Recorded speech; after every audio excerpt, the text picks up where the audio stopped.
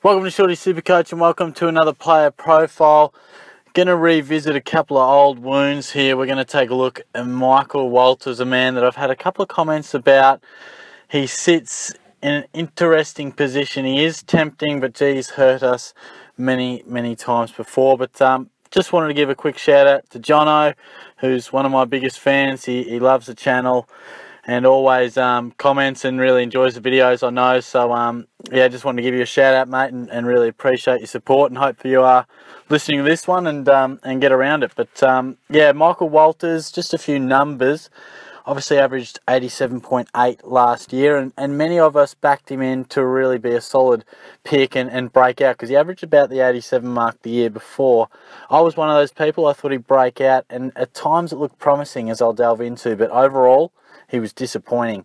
4 tons, which just seems amazingly low for a guy of his quality. 3 of those were 115 plus. He had a high score of 146, 6 scores below 80.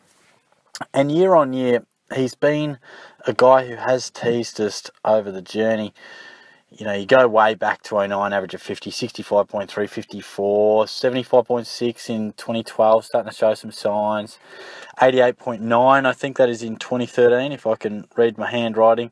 74.2, then an 81.4, 78, then 87 in 2017, 87.2. And he's plied his trade as a small forward for much of his career, but the difference was last year, many expected and anticipated some really quality midfield time. We've seen glimpses of it in the past.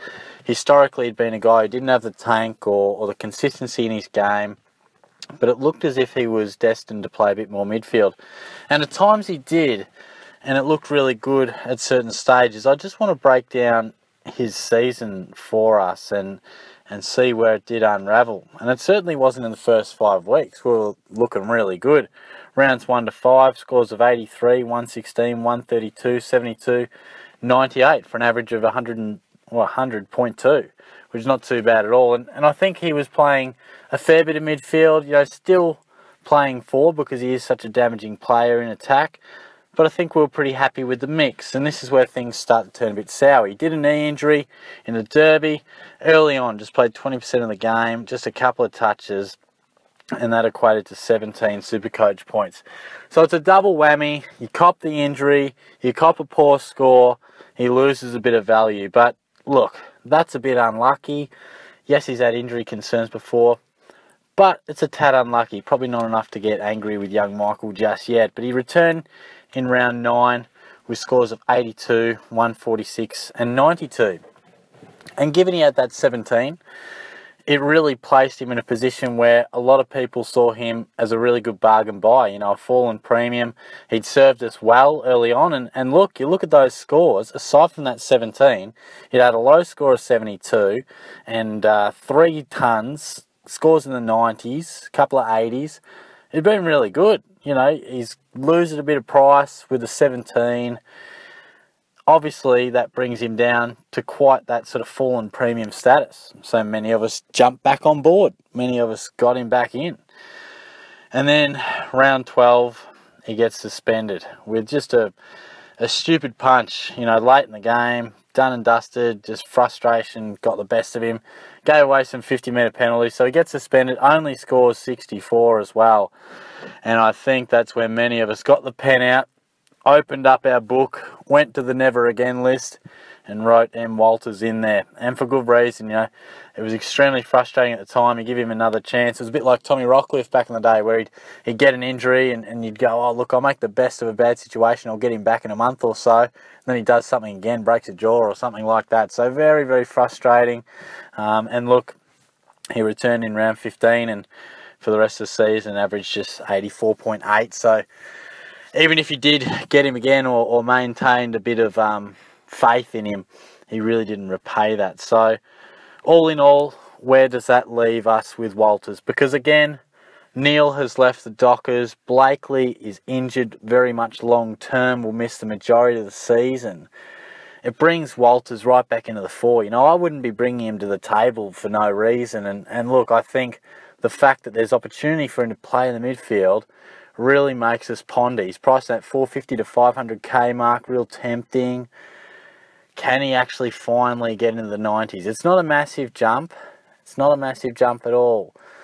And I think with opportunity grants that potential to find 5 to 7 extra points per game, maybe more, because his talent cannot be questioned.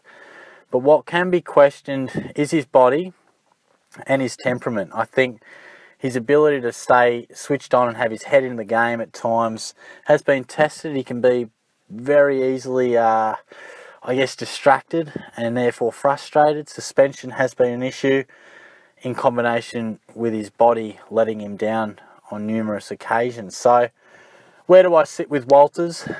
I am often hesitant to completely write guys off. I don't like to have the past years influence too heavily when there could be things that are different, i.e. most midfield time he's ever received. That could be a genuine possibility. We'll have to watch the Dockers and how they go through the pre-season. But I think when there's a change in how they go about their game, they're worth having a look at, and perhaps you can offer some forgiveness. But personally, I won't be going near Walters this season. I think, despite what I just said, I think he's probably just hurt us too many times and teased too many times. And it's not that I've put him on the never again list. I think everyone should be considered at times, and we should make calculated decisions given the current price and the current pre-season and all that sort of stuff. But it isn't the first time Walters has threatened to break out. Yes, he should get the most amount of time through the middle, one would presume, that he's ever received. But the ever-present concern of injury and then suspension is just crucial. And I think while the forward line hasn't shown a stack of stability in terms of guys that we can just lock and load, I think there's better options than Walters. I think he's a guy that will probably have one season where he really does explode, maybe two.